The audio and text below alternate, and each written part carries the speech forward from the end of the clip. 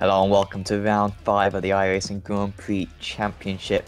I'm Saf Fitzpatrick, alongside me is Mark Barnett with Scott Newton on the cameras this afternoon. Depending on where you are in the world, I guess we've got a few Aussie drivers in the depths of night, I imagine, for them. Anyway, we are here at Road America, and Mark, I always get excited about this circuit because whatever car you drive, it's always a great circuit. It's quite a long one. It's got a blend of different corners. Really long straights as well. We always see great races here in the iRacing Grand Prix World Championship Series. And I think today is going to be the same. It is. Hello everyone. One of the classic tracks in the world of motor racing, I'd say. Like you said, variety of any kind of corner you can want, and long straights, very little room for error, especially in a couple of sections. It's one of those tracks I'd love for the real F1 to come and race, but in reality I don't think they will ever come here, and maybe it's good because this track will have to undergo some changes, especially where we have just been with the cameras in the kink, that very fast right-hander. Basically there is no room for error on the left side there. It's going to be very tricky, especially with this car, Sam. If you are following another competitor, maybe you think you can make the corner and then you can't. It's going to be very tough, and of course this very long but strange start-finish line that goes up the hill. So it doesn't. I mean, it's not like your traditional start-finish line, and the pit lane, I think, one of the longest in the world. So it might play a part in the strategies today. Yeah, I think so. This is it's a long pit lane. It's incredibly long. It's similar to Malaysia, I imagine, but this circuit was made a while ago when pit lanes didn't used to be very long, and yeah, it takes up pretty much the entire pit straight. And yeah, quite a length. Could be a one-stopper. Well, if anything, it's certainly going to be a one-stopper. 66% long races in this series, so 31 laps of this circuit today. It's one of the shorter amounts of laps, but should take about an hour to complete. And so far this season, Marco has seen absolute domination from Ricardo Roscoe. I believe he's 4 out of 4 in the championship. He's got a comprehensive lead currently. But he's got some great challenges today. It looks as though Harrison Finch, who currently is on pole position by about half a tenth. He's currently ahead of Roscoe. We've also got Kalistani, Rasmussen, and also Josh Thompson in there as well. He's got great opposition today. Yes, we have the standings right now on the screen, and as you can see, you were saying Ricardo Roscoe perfect this season, 400 points, so perfect score. Kalistani is second with 268, and Luca Ferlic 232, in front of Rasmussen. I'm a bit surprised by this, 230 points, then Renaldo Gusto 182. You are right, Harrison Finch was one of the protagonists of the iRacing Grand Prix Series when we used to stream it last season, so it's nice to have him here. I think he's not sure if it is his debut, but he changed team, now he's racing for Burst Esports.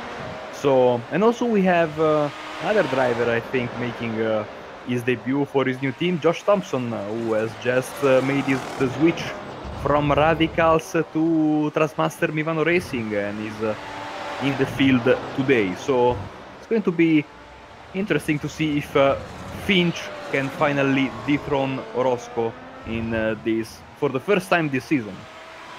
Yeah, absolutely. And of course, yeah, like you said, Josh Thompson really challenged Roscoe at Nürburgring, probably Roscoe's biggest challenge of the season as well.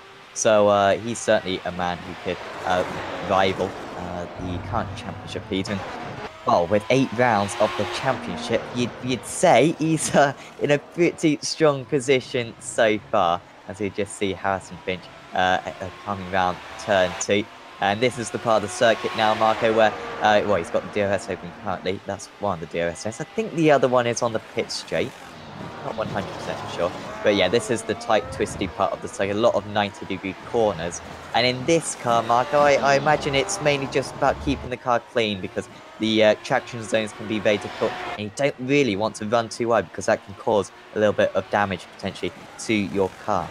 Yes, absolutely. You want to keep the car clean. You want to stay, like I said, you want to have the most downforce possible, especially for this. You know, making a setup for this track is tricky because, like we said, there are many kind of corners. You have slow corners, fast corners.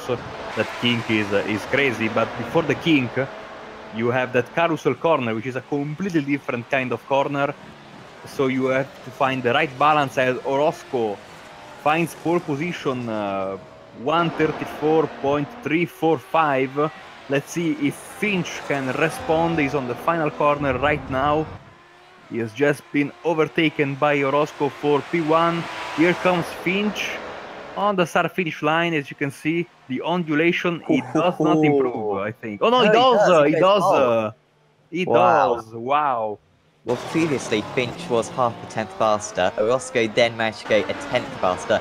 Now Finch is 3/100ths. Not even that, less than 3/100, a quarter of a tenth ahead of his rival. Well, hopefully that's how close it's going to be for the entire day. Orozco did quit the session, but he has reconnected, so should be fine. We have seen some connection issues this season so far, but also the track temperature. It's a bit deceptive, actually. It's a very cloudy day. Still 29 degrees track temperature, so not too warm, not too cold either. So these tires should last pretty long, Marco. Shouldn't really be any worries in terms of saving them. We should all be able to get to the halfway mark pretty easily. I absolutely agree. I think it's going to be a one-stopper for these guys. You know, 85 Fahrenheit for our friends in the US is the track temperature today. So, you know, you are right, looking absolutely reasonable. So, like I said, one stopper, and we see, of course, very long track, like we said. So, gotta keep an eye on the fuel, but I think they should be okay. First corner, always chaotic, and after that, of course, you have that long straight, and then the tough left-hander 90 degrees, another trouble spot, especially in the first lap. Yeah, absolutely. I have been corrected that the second DRS lane is actually going into Canada Corner, which of all places, that seems a bit dangerous. But I think if you had it down here, it would be a little bit too easy to overtake. You know, it'd be pretty much impossible to defend, of course. So it does kind of make sense. We should see overtaking galore, I think, today. And usually this car isn't too easy to overtake in, but as long as you can kind of just keep it neat and tidy, this final part of the circuit, which we're seeing Niklas Rasmussen just execute now. His personal best times are 35.1. He's currently 5th on the grid out to 7 drivers per set of time. Can he improve? I don't think it's a legitimate lap. So unfortunately, he doesn't improve. He's in 5th position on the grid, but on pole position is Harrison Finch. What a lap that was. Really close battle between him and Ricardo Roscoe. Let's see if Matej Kalestein can keep up with them. Usually his qualifying pace doesn't quite match his race pace, but hopefully today is a little bit different. Hopefully he can, retrench the top two. Jorge Montañez, good qualifying from him in 4th. There's Nicholas Aston, only a 10th behind. I think that battle between 3rd, 4th, and 5th could be really close today. Luke Furlich starts in 6th, and then it's David Cudmore in 7th. Unfortunately, Josh Thompson didn't set a qualifying lap time. Hopefully he'll start this race, but we'll have to wait and see. Glenn Key also didn't, so too did Alex Johnson and Flavio Levati starting in 11th position. I can confirm that Josh Thompson is currently sitting on the grid. So good for us. Always a spectacular driver, like we always say. Flavio Clivati starting in 11th, but as per usual, keep an eye on him because he is absolutely consistent. He minds his own business and usually can profit from misfortunes from the other drivers. Speaking of which, 17 incident points is the limit for today. So you do 17 and you are disqualified by the live stewards who are working today in the stewards room. So it's going to be a nice race. Just a few seconds left, and then we will start. Absolutely, and we do thank the stewards for doing everything that they do. Certainly makes this race a lot better. And well, just looking at the grid, it's very satisfying. Positive sim racing, the 3 and 4, and then you got NHR apologies in 5th and 6th. Just looks very nice on the grid. Very pretty. But we're about to get away here. Unfortunately, I haven't got Glenn Andre Key and Alex Johnson Cutley on the grid. But the lights will come on now. Harrison Finch versus Ricardo Orozco at Road America. And away we go.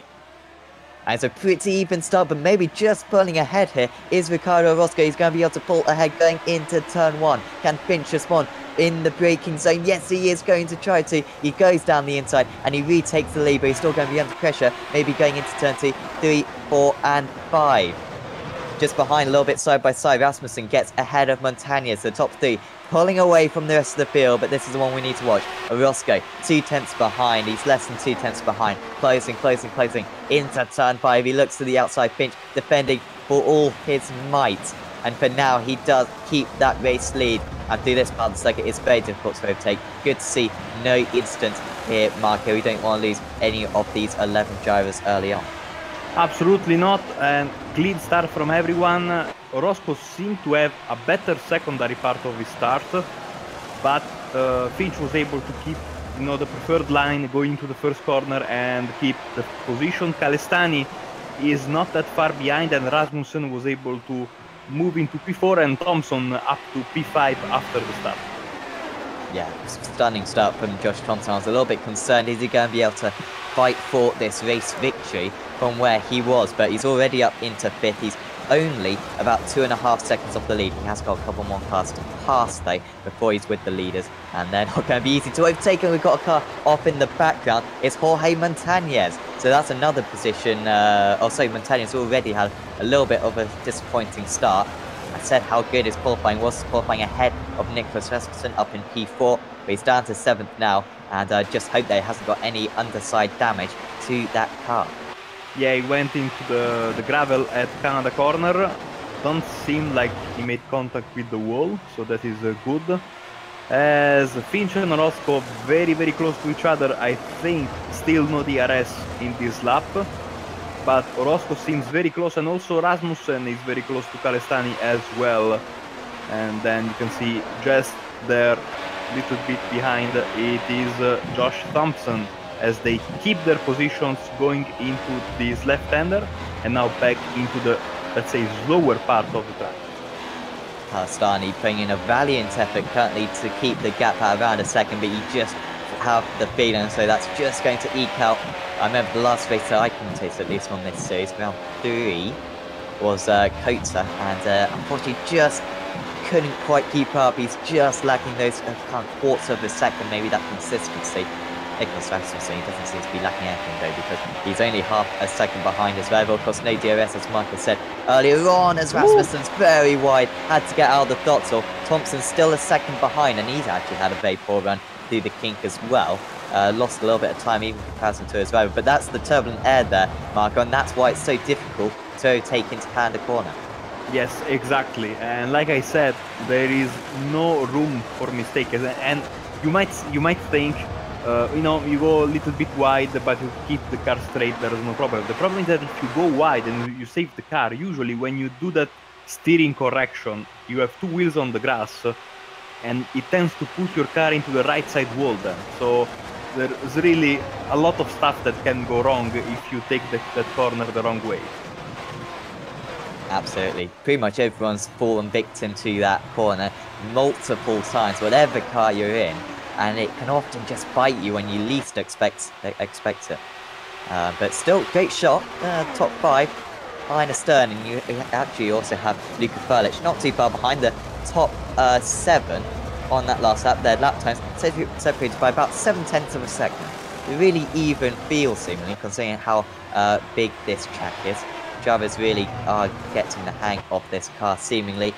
Orozco now 1.2 seconds ahead of Calestani, like I said. Calestani's going to struggle to keep that gap low, and now he's got DRS. Are we going to see a move, maybe, Marco, or is he just going to stay behind his Aussie?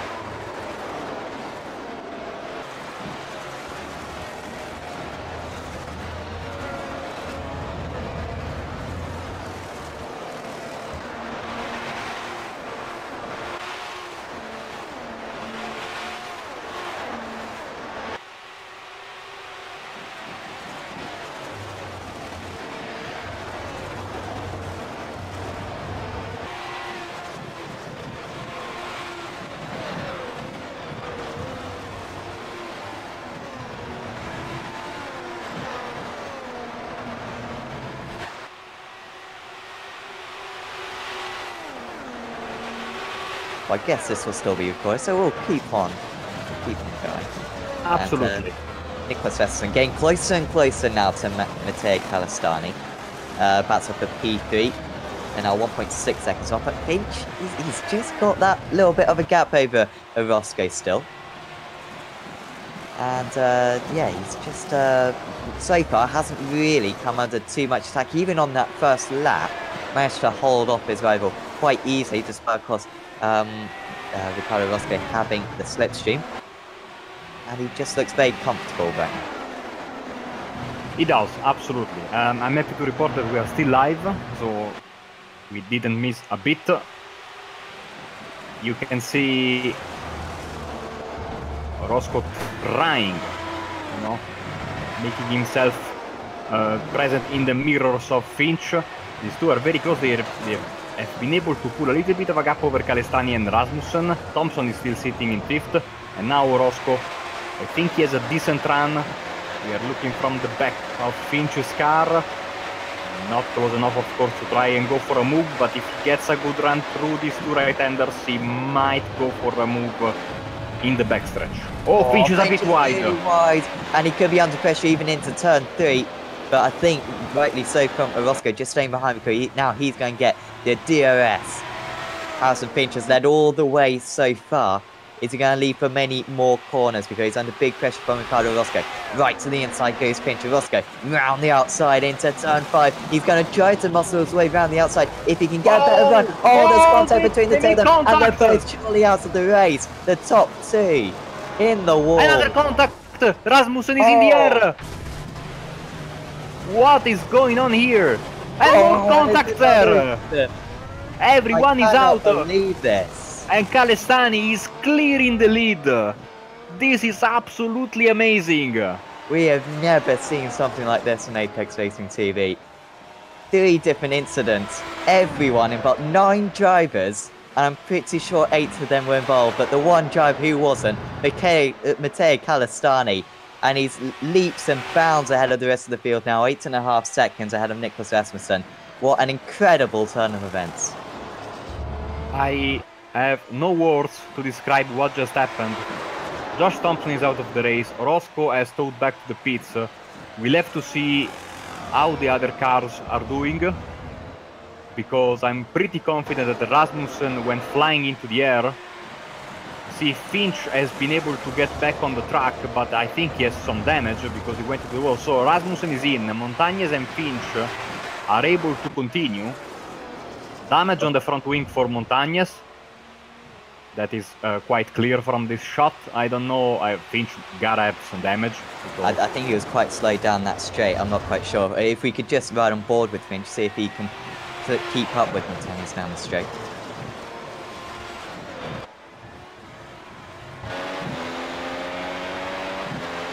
I'm speechless. No, man, I have no words.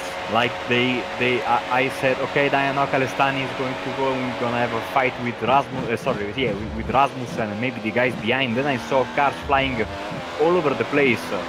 And like Christmas came early for Kalistani because not only is he in the lead, but he's got a massive gap over everyone else behind him. And it is quite likely the only clean car left in the field. Yeah, I think so. Along with Clevatzi. Yeah, Clevatzi, I think. How he's a very good, consistent driver. I wouldn't pull him out of the podium right now because we've got the few damaged cars. We'll have to see what their pace is like. Finch seemingly going okay, but he's not really putting too much pressure on Montañez. I do wonder if he's got a bit too much damage down these straights. Maybe got a little bit of underside damage because that front wing, to me at least, looks absolutely fine. But yeah, we'll have to compare lap times. Matej Kalistani now 10 seconds out in the lead. He's pulling away from the rest of the field. And, well, his last lap time was a 38.47. Montañez will cross the line now, and he'll do a 1 minute 37.91, so actually half a second faster, and Harrison Finch at 38.24. Furlich 38.48. So it's not too bad lap times right now, Mark. I think we have still got a race for the lead potentially on here. Yeah, we'll have to see. I think, of course, Montañez will have to spend some extra time in the pits to change that front wing. So that might play in the hands of Calestani.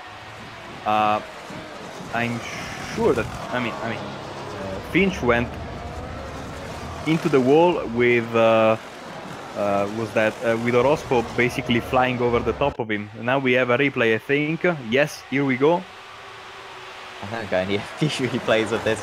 Well, it all started with Finch getting out of shape, going off the circuit at turn 1. And, well, that was probably the least of his worries in the end.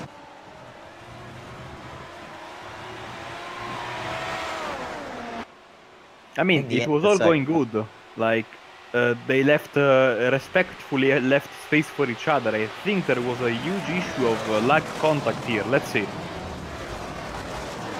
Yes, look at that. You know, in the end, well, and then you see, wow, that was Thompson going on the inside of Rasmussen, and then you can see Ferlich, and that is Montañez, I think, hitting each other. So you see, Rasmussen got a little bit sideways. Oh. It maybe wasn't expecting Thompson to go for a move, or maybe he was too, you know, he was too focused on saving the car that he lost concentration and not nowhere to go for Thompson there, basically because Rasmussen closed the door on him. It was certainly aggressive from Josh Thompson, wasn't it? And maybe it was worth just staying behind for a couple more corners. These guys could have been second and third if it weren't for this. Oh dear. So who was it? Ferlich got hit by... I think it was Montañez.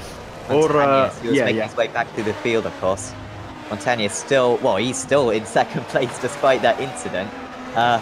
Ferlich, he must be so frustrated because a podium was really possible there. We have had a pit stop for Harrison Finch. He's come back out in 6th place. He had quite a short pit stop, actually. Is he going to the end of the race now, Marco? He hasn't taken many repairs, seemingly. I'm not quite sure what this tactic from him is. See, looking at the pit, he had 4.5 second pit stop, so nothing out of the ordinary. You know, looking at the replay, yes, he got hit by Orozco when they were both spinning, but he only lightly tapped the wall. So if he got lucky with the net pod and his car didn't have any left side damage, I think he might be in a decent shape for the rest of the race. We'll have to keep an eye on his lap times. So maybe he got lucky in all that chaotic mess that we just had. Yeah, potentially. And, we'll compare his speeds, I guess. I don't really know what the... Well, I guess he had DRS maybe at one point. I don't know. But we'll just have to wait and see, yeah, what his lap times are like, as you say, Marco. And see if he can come back into this race. He's currently down in 6th place, like the whole sitter. But what we do know is that it's not going to be 5 out of 5 for Ricardo Orozco. We've been waiting for this streak to end. And he's pretty much been dominant at every round this season. Bar maybe Nürburgring when he was pushed very hard by Josh Thompson. But apart from that, he's been absolutely dominant. Today, though, he's not going to make it. And, well, is this an opening in the championship, I guess, Marco? This is an awesome chance maybe for the likes of Calestani and Montañez to really make up a load of points, and maybe even throw Rasmussen in there as well. Yeah, we'll have to see. Rasmussen stopped. We'll have to see his car condition, because Ferlich was in front of him in the standings due to more consistency, and now he's in 3rd place, so he might even put even more distance between himself and his teammates / team principal. He has damage on the front wing, unsurprisingly, so we'll have to spend a little bit more time in the pits. Rasmussen had 9.8 seconds pit stop, so Ferlich is going to have a similar time, I imagine. We'll have to see the other guys. Of course, Calestani will have the shortest pit stop of them all, since his car is perfectly fine. 38.2 right now for him, 38.5 for Montañez. So Calestani increasing the gap just a little bit, 38.9 for Ferlich. So around 3/4 of a second between each of the top 3 drivers in this last lap. We have to see Well, we'll have to see how Harrison Finch car is doing. We'll take a look on his lap times and we'll see if he will be able to close the gap on the guys in front of him. Because if his car is okay, he can absolutely do that, even though it's a long way behind. But he already stopped, so with a little bit of luck, 37.6 for Harrison. So good tires, of course, new tires, but still decent lap times. Absolutely. His personal best is a 36.98, so maybe he has got a little bit of damage because you'd think he'd be able to match his lap times from earlier on in the race, considering that he's on a little bit less fuel now, and of course on brand new tyres. But he's certainly giving himself a chance what a comeback this would be, because it wasn't his fault, the incident was. So you got to say it wasn't Ricardo Roscoe's fault either. It was just absolute netcode, unfortunately, which brought the two of them together. And, well, we've lost that duel, which we really want to see between the two of them. Hopefully we'll see that in one of the, or maybe, hopefully, all three of the final rounds. But at least we've got a very different race with Matteo Calastani losing that lead still. For Jorge Montañez, who's absolutely racing along. Poor lap time this time for Calastani, only a 40.6. That's about 2 seconds slower than what he's been doing previously. Montañez has done a 38.46, so much faster as Finch goes for the move on Clavazzi. He's got pretty much the cleanest car out there. You know, I don't think so. I think he has front wing damage to Clavazzi as well. Oh, really? Yes. Oh, yeah, I see it, yeah. I don't know how he's got that. I don't think he's been near another car so far, Clavazzi, so he must have hit a wall or something.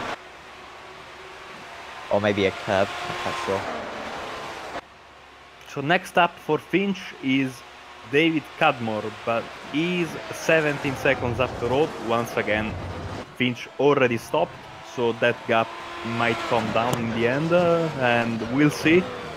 Once again, longest pit road probably of the calendar, and you can see the lap times on your screen right now. Finch gained half a second in lap 9 and 2.6 seconds on this lap over Calestani. So, of course, Calestani made a big mistake in the previous lap, but still, he's gaining a bit. So, let's keep an eye on this gap, and maybe Finch can make a great comeback over his opponent Calestani, sitting now in first place. Well, if Montañez pitted now, it's pretty much a slam dunk that Finch would be ahead. If Calastani pitted now, it'd be pretty narrow. I think Calastani would just about have the edge as long as it was a decent pit stop. What time is this? 39.3. It's not good enough right now for Matteo Calastani. If he's going to beat Harrison Finch, he needs consistent 38 at least. Just behind Jorge Montañez. Rasmussen and Clavazzi are, I think, at a problem. And Clavazzi seems to be off, and Rasmussen is off as well. What happened there? Because I saw their numbers flashing red together. Oh dear, well, it seems as though Rasmussen's going to go for a move here. So, going to go side by side. Clavazzi on the outside, and he just turns in a little bit too much. Well, and that's why we don't have F1 round here, because there's not much runoff at that corner whatsoever. Well, that was very avoidable there. Clavazzi just not really, you know, paying respects to his rival. I think on the inside could have left more space, but at the same time, going for a move at that corner is always risky. Absolutely, and well, we are left with 5 guys on the track. It has been, I mean, I don't think that a race at a street track would have, I mean, if we raced in Detroit, it wouldn't have been this bad. And, you know, it's a bit crazy considering that we are in the middle of nowhere with plenty of grass left and right. But we have seen some crazy crashes in this race, and we still have a little bit more than half of the race to go. Calestani is in the lead. Let's see his lap time this time around. He's got, let's see, 40.1. Not good enough from Calestani. What's going on with him? Well, it's inconsistency, isn't it? Because that's a second slower than you feel like he can do. Montañez still in the 38s. He's down to 4 seconds behind. Well, if it pitted now, Finch would definitely be in the lead. I don't think there's too much question about that. It's still positive. Team Sports 1-2. But in reality, it's Harrison Finch for Burst Esports leading the way. But he's only 35 seconds behind and on such a long pit lane. He's certainly going to inherit that lead.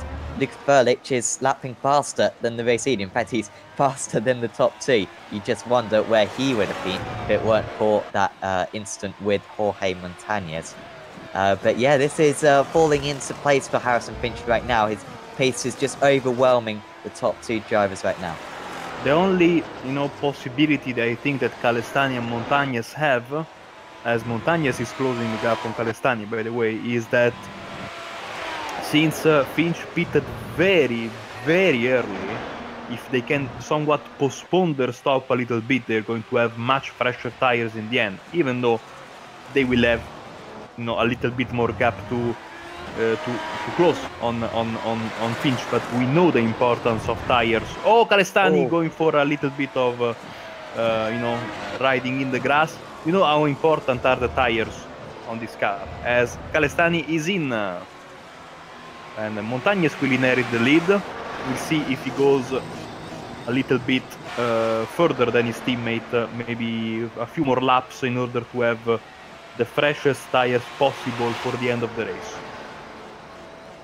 Well, we're pretty sure what the result is going to be here. Matteo Calestani should be behind Harrison Finch when he comes out. Montañez is out of the race.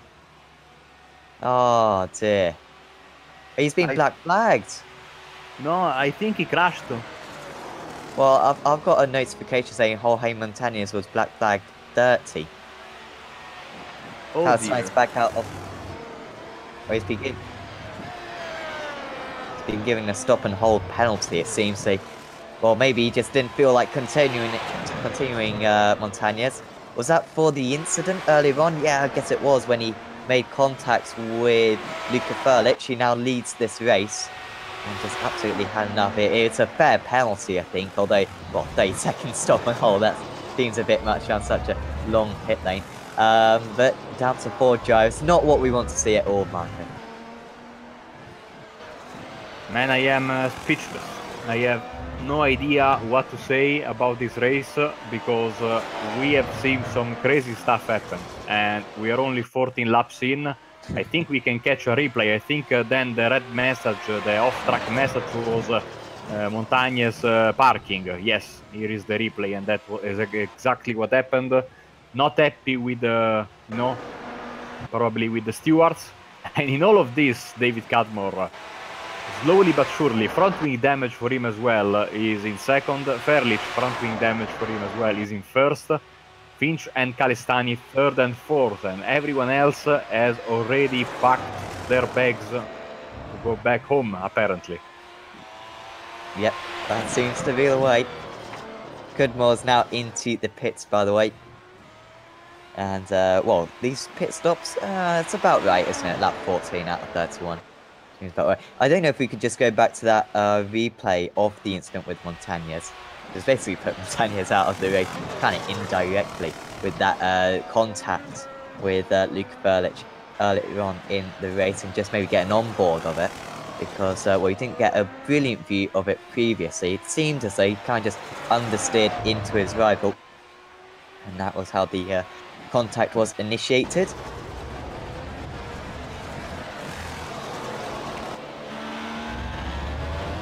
Of course, this was for second and third position. I believe Montañez goes down the inside and, yeah, just makes a bit of contact with his rival. And that was an ambitious move, similar to what we saw with Thompson, actually. And, well, I think a penalty was certainly deserved there. Maybe 30 seconds, like I said. Very harsh penalty, considering that it clearly wasn't deliberate. Here was the Thompson one, almost identical, really. But with far worse consequences. And we are back live with Harrison Finch. So Dave, and as Furlich goes into the pit lane for his stop. So Finch, you see, is 21 seconds behind. Going to, of course, close the gap now because his rival is slowing down for his pit stop. Calestani after him, and then Cadmore. Well, how close is Furlich going to be to Calestani? should be about 5 seconds, well, probably a little bit more than 5 seconds actually, because Calistani's had fresh tyres and I think has upped his pace a little bit. You can see Furlish only just coming to a stop. That's how long the pit lane is. It costs you about 35 seconds. And Calistani's already got past Furlish, so Furlish is going to be quite a bit behind. Is it 10 seconds? Even more than 10 seconds, 11. I think it's about 11 seconds between second and third, so he's going to have a long way to catch. And unfortunately, there's not really any battles on the horizon currently. And we are reading in the race chat, Jorge Montañez not happy with the decision.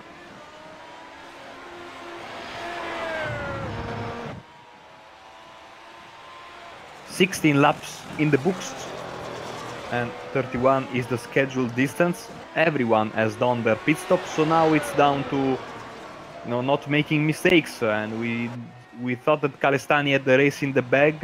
Well, he had not, because now Finch is in the lead. We'll have to see the tire situation, of course, and we'll have to, of course, see if they are able to keep the car on the track, not make mistakes, because this has been a race where drivers have been very error-prone. We'll keep an eye on the lap times.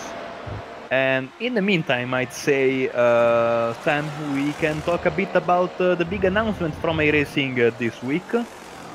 And that is the Lara F3 car, new for this year, is coming in 2018. So I presume coming in the next build that it is just a couple of weeks away.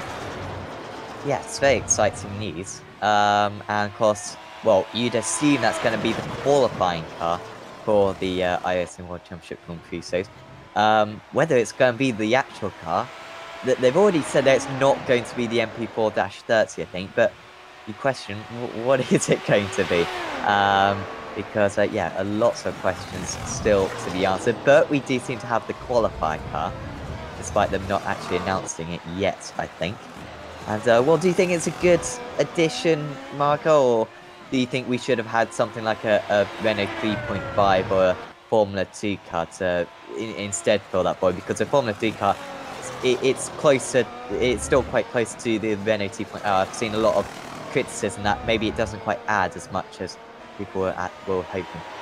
Well, I think that is a legitimate concern, and whilst I absolutely love the idea of having the F3, I mean, back in the R Factor days, the first R Factor, so we're talking about a few years ago, their F3 car was by far the car I raced the most in that simulator, and it was so fun. Not very fast, but very rewarding when you got it right. So, great addition.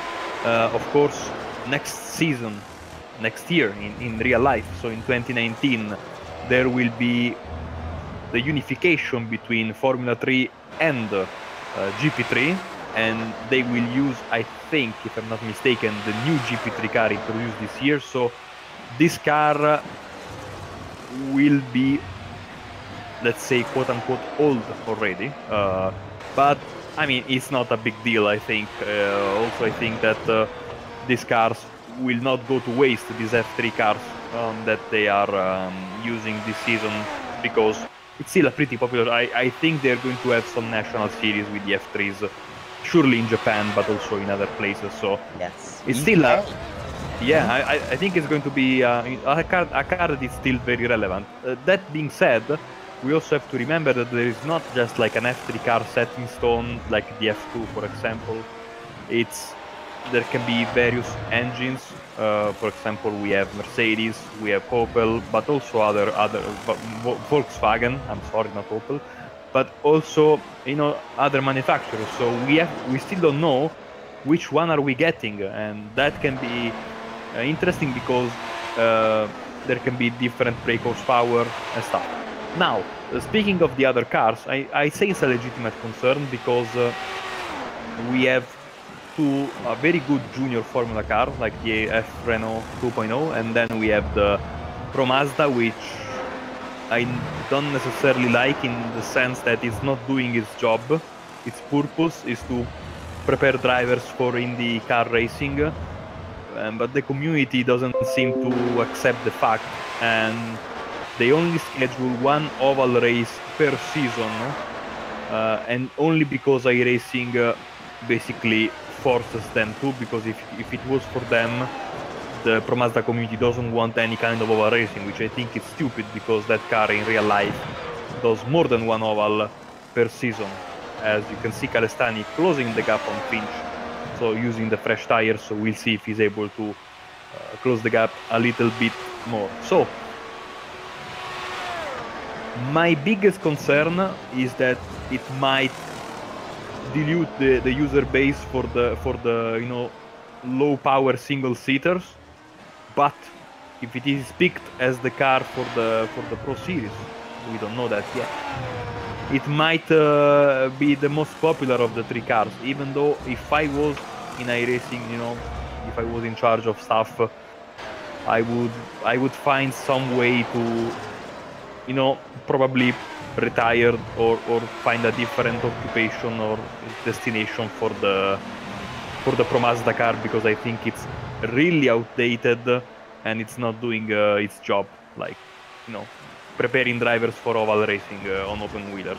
So maybe iRacing takes matters into their own hand and changes drastically the schedule for the Pro Mazda car, puts more an emphasis on the ovals.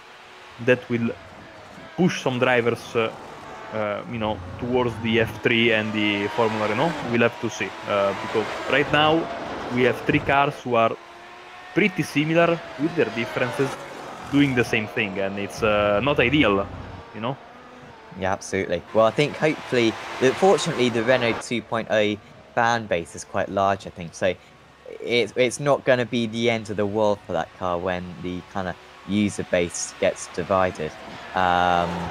Just trying to think of a situation where that's happened in the past.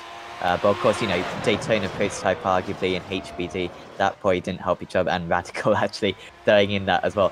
When you divide the communities like that between different cars, you're absolutely right, Mark, it can dilute the participation. But the Renault 2.8, do fear for that quite a bit. It's like I said, it's a very much liked car on iRacing. But yeah, a lot of people are going to go towards the Formula 3 instead. We'll just go back to the race because this is getting interesting. Gap between the top two, 1 second. Calestani's been absolutely charging along. We were complaining earlier on how he was in the 40s. He's in the 37s now. Fresh tyres, of course. Whether or not he can hold on to those tyres is another question. But he's absolutely flying along. He's got 6 lap fresher tyres than Harrison Finch. And while this one keeps on swaying the other way, remember Calestani was 12 seconds ahead at one point. Lost that advantage with a massive undercut from Harrison Finch. And now, as we approach lap 21 out of 31 on this race, we might see yet another change for the lead. I don't really want to count how many changes there have been for the lead. I think the majority of the field have led this race at one point or another. A little bit of defense, a little bit of cone hitting there from Harrison Finch. I think he's got a couple of he's got a cone in his front wing. That's very dangerous. It looks comical, but this is very bad for Harrison Finch, because that can absolutely kill your straight line speed and your downforce. Well, he seems to be okay at the moment. He's had to defend against a positive sim racing driver earlier on. He's going to try to defend once again. Finch is very deep though, and he's going to lose the lead to Matej Calestani, who retakes the lead after leading for about 5 laps earlier on in the race. He's back into first position, and Harrison Finch tries to defend, but if that cone doesn't get dislodged soon, I really fear for his race, and it does seem to have been lost now. Well, this race certainly isn't over, Marco, but yet another twist. Yeah, I saw on my end 2 cones in his front wing, so well, you saw he was trying to swerve a bit on the straight in order to try to push them away. You are absolutely right, those cones can be absolutely terrible for your speed. But that didn't matter a lot in the end, because he outbraked himself going to the left-hander, and then was very easy for Calestani to make the move, and now Calestani is in the lead. And we'll have to keep his cool if he wants to win this race, because Finch is not an easy guy to pull away from, even though he's got damage and he's got older tires. He's going to put pressure on Calestani, so we'll see how this goes. 10 laps to go in this race, with Ferlich sitting comfortably in P3. Well, Ferlich on that last lap was a second faster than the race leader. I'm heartbroken for Luca Ferlich, because if it weren't for that incident earlier on with Jorge Montañez, he'd be right in this battle, because you think he lost 4 seconds due to changing his pit stop, due to changing his front wing, so that's 8 seconds. Then, you know, he was spun and put into a wall. That's another 5 seconds. Then he had damage. He would have been fighting for this race victory, no doubt, and he's clearly got the pace.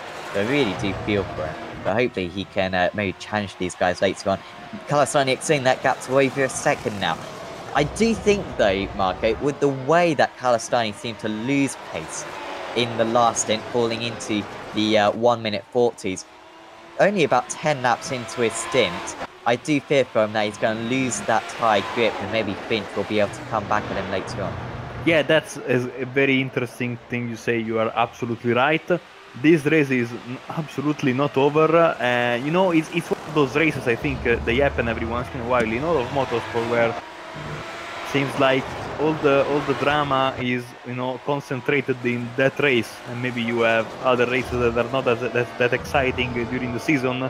But that race is crazy, the crazy one, and I think this is it for us. This is our crazy race for the season, so not over. And speaking of Luca Ferlich, I know it was not his fault, so I'm not blaming him. What I'm about to say is, I think everything that happened in this race is another confirmation of the fact that if you keep your car clean, you have a chance. You might not be the fastest, you might not be the strongest or quickest, but if you keep your car clean, you have always a chance at a good result. Sadly for Luca, it was not something that he could control, because he was taken out in that crash. But still, you know, he will get, I think, a podium in the end, but it could have been a lot more, so we'll see. Right now, Calastani seems to be pulling away from Finch, but like you were saying, we'll have to see if he will be able to... No, Finch won't improve his pace, so we know that, because he stopped very, very early and he's got a bit of damage. We'll have to see if Calastani will be able to not lose too much time when his tires get into, you know, bad condition. As you can see right now, Ferlich is gaining a lot on Finch, around 1 second per lap, all things considered. So I don't think he will be able to catch him, but he might. We'll see. Yeah, down to 10 seconds. Yeah. It was up about 15 seconds at one point. Lap 23. Not the longest race, of course, like I said earlier on. 2/3 distance from a normal F1. Like, how long is an F1? It's 300 kilometers. Yes, so exactly. Yeah. Using my A-level maths, that I think that's about 200 kilometers. 2/3 of 300. There you go. For these drivers to complete. 26 seconds, by the way, back to David Goodmore. He reinforces your idea of, you know, consistency, keeping it clean. David Goodmore, who I don't think has had a top 6 yet this season. I think he hasn't had a 7.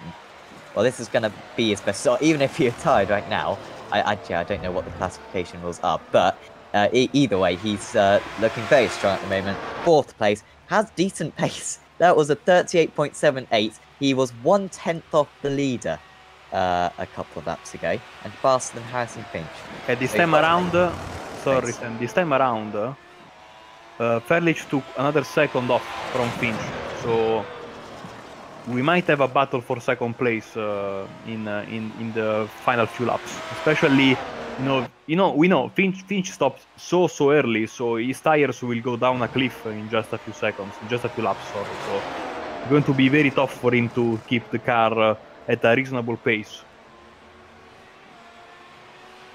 Oh, plus the fact that he has damage won't help his tire degradation. That's Calastani, is it?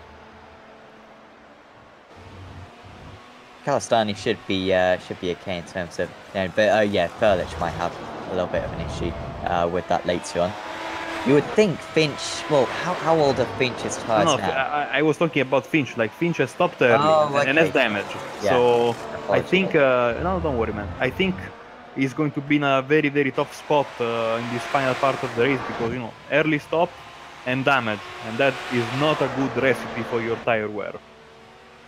Or been given a penalty, seemingly. It's for Marco Barbanet for a 30-second penalty for not making coffee for the stewards. That's an official word from David Squid, one of the stewards out there. So, well, that's another incident. That's the second penalty of the day. And, well, I think but by far the worst penalty of the day as well. I don't really know. Well, Italian coffee, is it better than other coffee, Marco?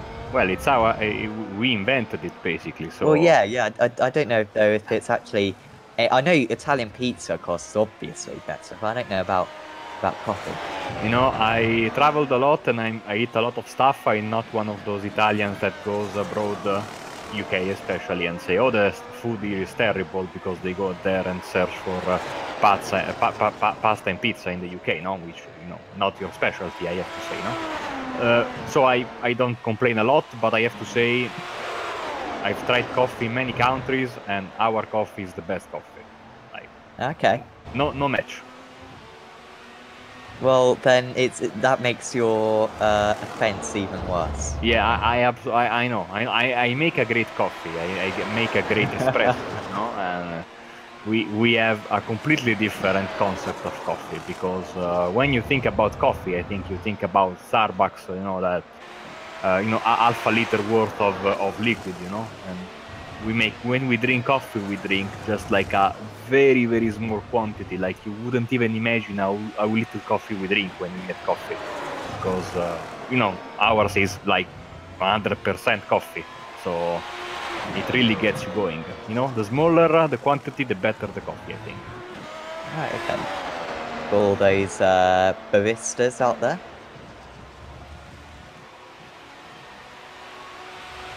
Gap out in the lead, still extending a little bit. Well, it certainly seems as though Matej Castane's had a coffee at his pit stop because he's been absolutely flying since. And yeah, 3.5 seconds ahead of Harrison Finch. We're waiting for another turn, really, because we've only got 5 laps to go. You just feel as though this race, the way that it's been so far, it can't possibly end just simply with Calistani driving without mistake to the end of the race. You feel as though there's going to be another twist. Finch, I think Finch has made a mistake. Yeah, Finch has made a mistake, and he lost, I think... it was about 2 seconds, wasn't it? Yeah, he lost a couple of seconds. So this is not good for him. Maybe I guess he's struggling with his tires. Let's guess. Here comes the replay. And you know, he's had a lot of contacts and a lot of off tracks, so he might be. And I think he tapped the wall. Yes. So well, this might be the final blow to his second position hopes.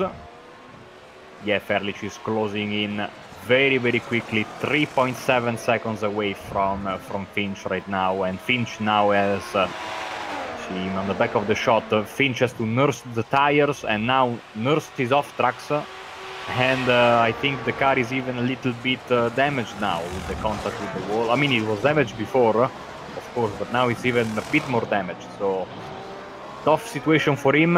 He has to, I mean, right now, maybe be happy with P3, even though this race could have been a lot more.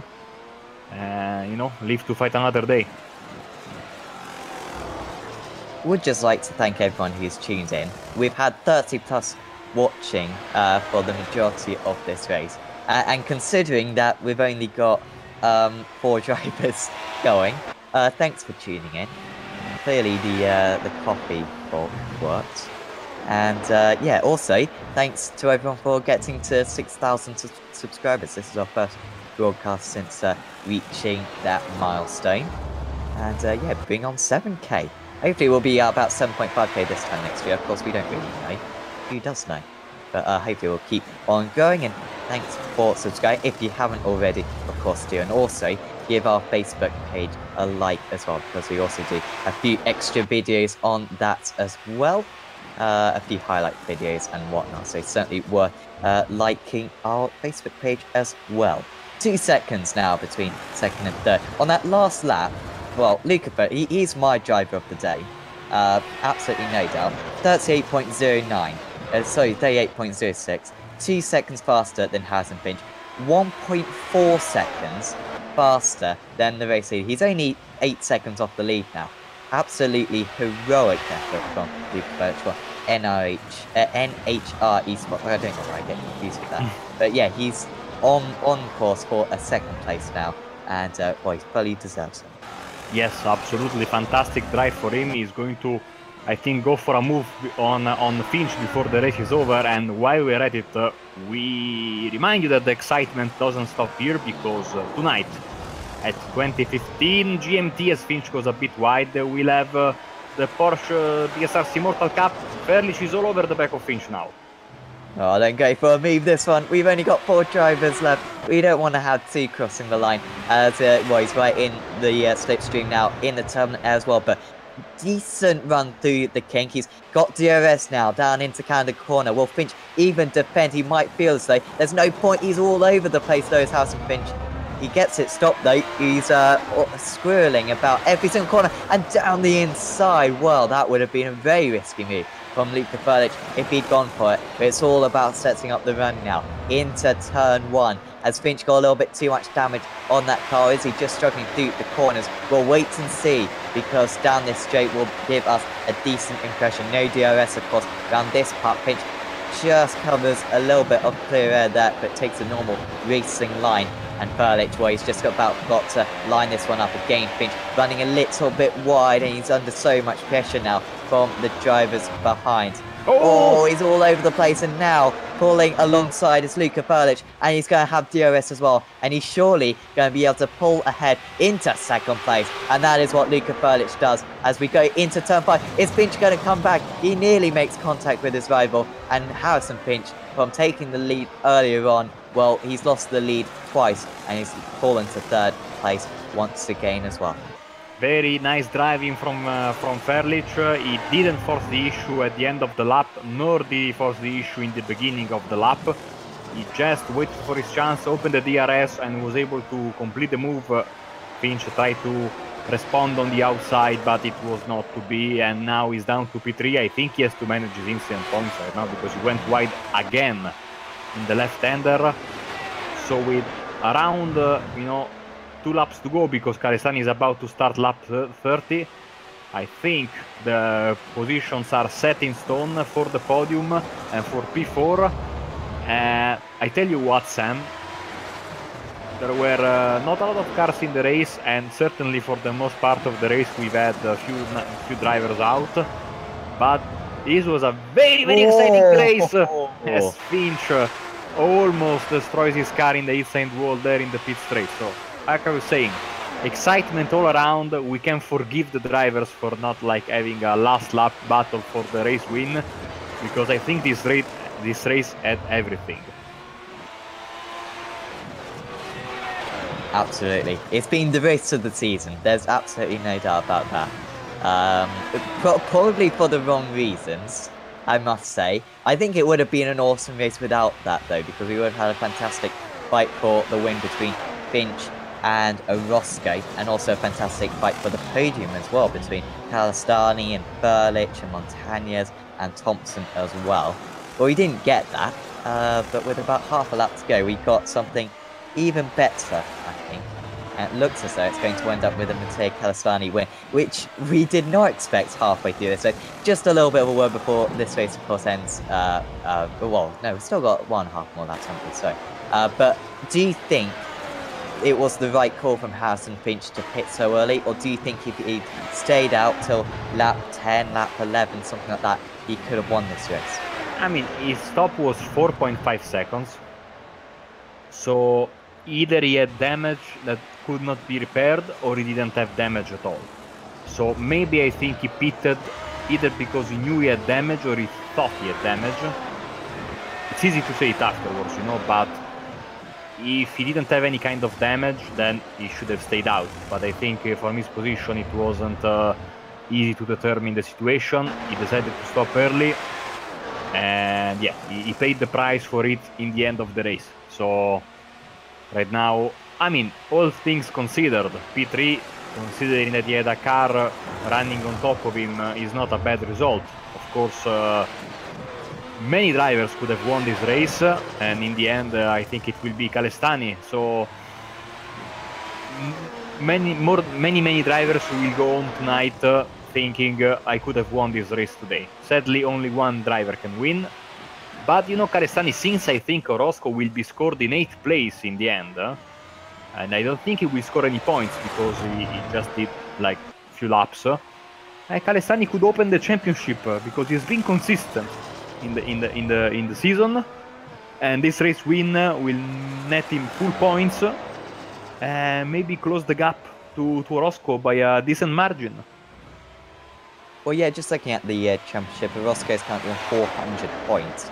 Calestani would move on to 368. So it would be a lot closer, and also Furlich as well would go over the 300-point mark as well. But right now, I don't think he'll be thinking too much about that. Take Calestani, I don't know. He'll be thinking what a crazy race this has been. And in the start, running in 3rd place, he was still driving well, but he's come back resiliently in these final 10 laps of this Road America race. And it's going to take round 5 of the championship, of the iRacing Grand Prix Championship. And, well, what a race that was for the positive team sport driver. We really wrote him off, or I certainly wrote him off at least a couple of times. But he came back strongly, and in the end, that was a very good performance. Luca Furlich, well, you wonder if the win could have been his if it weren't for an incident which was out of his control, but still a mighty 2nd place. I think that's his first podium of the season. And, of course, Harrison Finch has also crossed the line. Well, decent recovery from him. He would have wanted the race win absolutely, but considering the position he was in earlier on, that's not a bad result. David Cudmore, certainly give him a moment in the light because this is going to be his best result of the season, and he managed to keep it clean whilst other people were in the wall. And David Cudmore takes 4th position here at Road America, and a very well-deserved 4th position as well. Yes, congratulations to all the drivers that managed to finish the race because, statistically speaking, it was not easy. Calestani is a legend in the Italian sim racing world. He's been around for ages. He was very quick already when Grand Prix Legends was the main simulator that everyone used, and he is still very quick many years later. So congratulations to him, and championship, I dare to say, opened once again because now Calestani will close the gap by a significant margin. And you know, with 3 races left, which, mind you, will be raced in 3 straight weeks starting from December the 2nd at Monza. So Calestani's home turf, by the way. It's going to be a frantic end to the season. I think we'll have a very nice end of the season for you guys watching, and I think we can go through the race results. Yeah, so it's Matej Calestani, like we've said previously. Yeah, with the race victory, his first race victory of the season. I haven't really said that before, but I think it's quite obvious thing there. Orozco's won all the others. Luka Berlich, fantastic result in 2nd. Harrison Finch in 3rd. And David Cudmore finished in 4th place. The retirees, Jorge Montañez, he got a penalty and, well, he was pretty much fed up after that. He had no chance of winning the race, so he retired with 18 laps to go. In 5th place, Flavio Clavazzi and Nicholas Rasmussen had a crash at the kink. I wonder where they would have been. Well, probably about 4th and 5th, I think. They end up in 6th and 7th. Then Ricardo Roscoe, and he had an incident with Harrison Finch, which ruled him out. Josh Thompson had an incident with wasn't Montañez, was it? It was Calestani. Rasmussen, apologies. So Rasmussen was involved in 2 crashes. Thompson retired, and then Glenke and Alex Jonsson did not take the start. We have got a few interviews. We'll get Luka Furlich in first, considering that he finished in 2nd position in that race. And Luca, really well done there. That was a sterling effort considering you were involved in that crash early on. Are you really pleased with that result, or are you a little bit frustrated that you couldn't win? Yeah, obviously that contact wasn't good. I think that without that, I could have won. I lost at least 5 seconds repairing the front wing, and who knows how much, you know, on the track, because I was carrying some damage with me. So Yeah, we really question where you could have been, but in the end, that strategy that you pulled off, going a little bit longer than your rivals, that made it quite easy for you in the end to kind of catch up. You really seem to have good pace at the end. Do you think that was the perfect strategy in the end? no. Looking at the tires, I think there were some other options with which I could probably done better. So definitely something to look after in the next races here. So yeah. Yeah, definitely. And of course, next race is Monza. What are your feelings towards that? Quite good. I like Monza. Not gonna lie. I think we can do quite well there. At least I can. I always had good results there, so I'm not too worried about that. Also, my home race, so Yes, certainly. Hopefully, will be an advantage for you. And yeah, before we let you go, anyone you'd like to thank? yeah, obviously to you guys for still broadcasting this, even though we had only 7 drivers or whatever. Obviously, everyone in my team who are working very hard that so we can compete in this level. Yeah, Thanks, Luca. And we wish you the best of luck in 2 weeks' time. thank you. See ya. Next up, we will have Harrison Finch, I think. Michael, are you okay to take this one? Yes, absolutely. Hello, Harrison, and congratulations on the podium. I think, well, first of all, walk us through that contact with Ricardo in the beginning of the race. There was no contact, it was just netcode, so can't really do anything about that. That's just down to the game. I know me and Ricardo have got pretty reliable connections, so it's a bit of a shame that happened. Can't do anything about it, just gotta try and finish the race. You then stopped very, very early after the crash. Did you stop that early because you thought you had damage, or did you have damage? Because that was a pretty big hit, so it wasn't clear from where we were, because your pit stop time was only 4 seconds, so seemed good. But did you have damage, and is that why you stopped that early? I did have damage. I thought it was front wing, so I just came in to change it, but it was actually both my side pods, so I couldn't do anything in the pit stop. So yeah, that's why the pit stop was so short, so I still had damage for the rest of the race. And I think goes without saying that also affected you in the end of the race, because you stopped very early, then you had damage. So in the end, I think it was pretty clear from where we were looking that you had, problem with the tires, and your pace was, of course, not as good as you wanted. Yeah, definitely. I'd say the damage was probably worse than the tires were, but yeah, I just managed to get it to the end. I was hoping that in the pit stop the damage would be fixed, but yeah, they couldn't fix it. So yeah, just had to get to the end of the race.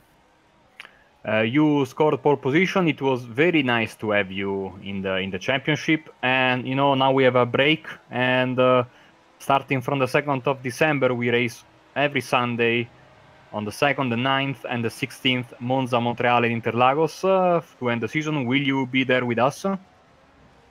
Most likely, unless they announce a new car for Road to Pro Series. Okay, thank you very much, Harrison. Before we let you go, anyone you'd like to thank? Thanks to the team, Burst Esport. I didn't have much help this week, but I didn't practice that much anyway. But they're a very helpful team. They helped me get new equipment for this round, which is why I actually raced, just to test out my new equipment. And thanks to you guys for having the broadcast. Thank you very much, man, and congratulations once again for the podium and the pole position. Thanks a lot. Next up, we've got, well, we're going to bring in Josh Thompson and Nicholas Rasmussen together. And Josh, first of all, with you having that incident, was it with Nicholas? Yes. It was. Okay. Well, this is a bit awkward now, isn't it? That wasn't deliberate. It's fine. Okay.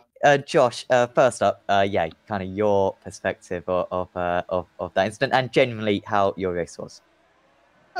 First off with a race, I didn't really have any mindset or goal really because I'm not driven the car. I just don't drive the car anymore really after the whole F3 announcement and stuff like that and no confirmed car for Pro Series.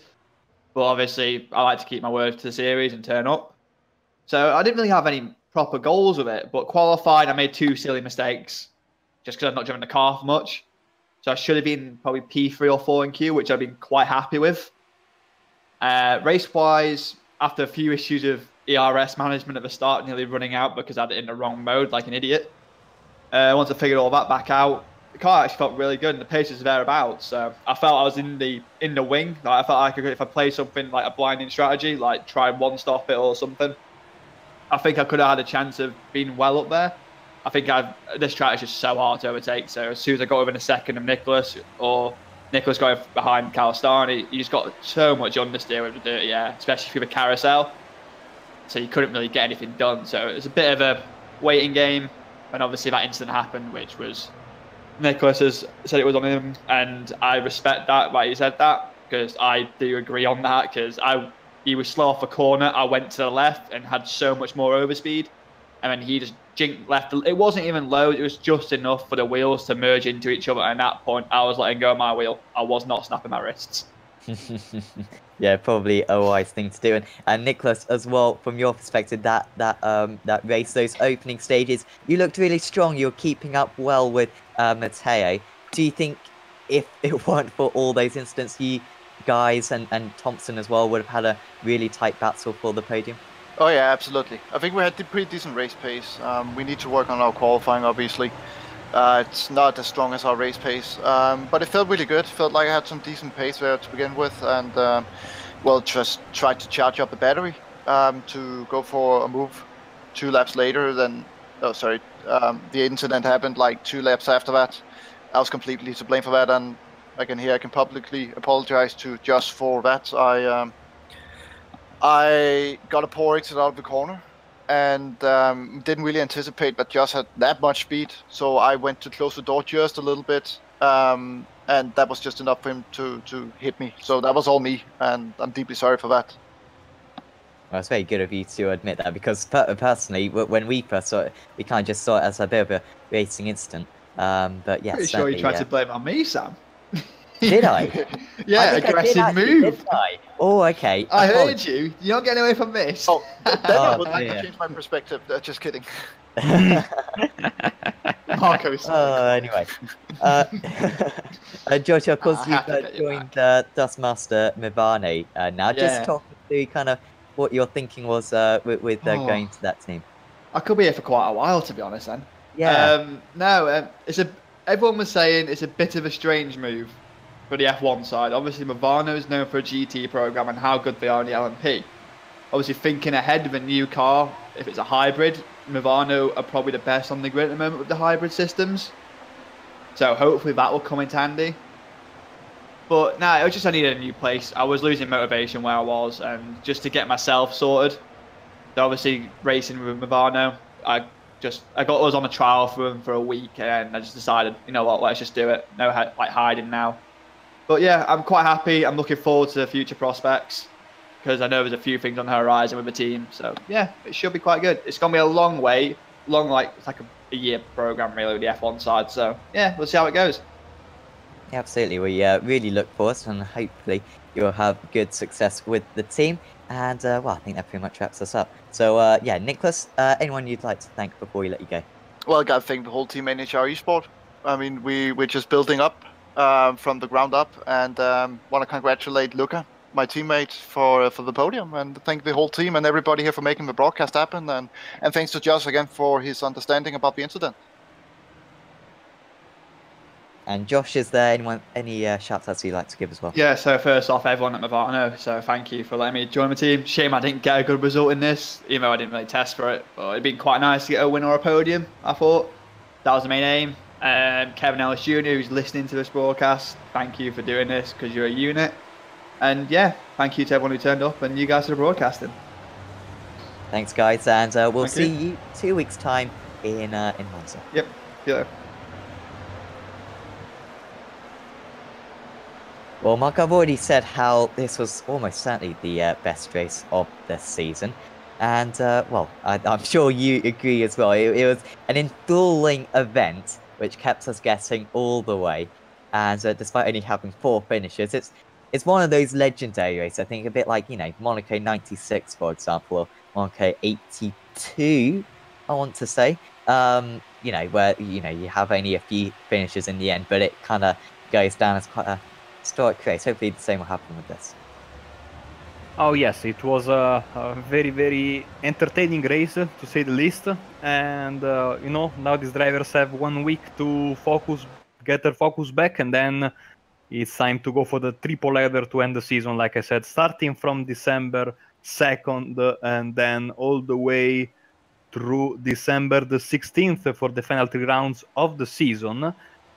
So yeah, don't miss that. And like I was saying earlier, don't miss at 2015 GMT the first round of the Porsche BSRC Immortal Cup showdown live from Zandvoort, and that will start the triple header to finish the season, because next week we have the 2-hour enduro at the Nordschleife, and then we finish the championship, I think, at Road America. Still, I don't remember that, but still, it's going to be a great night of racing here on Apex Racing TV.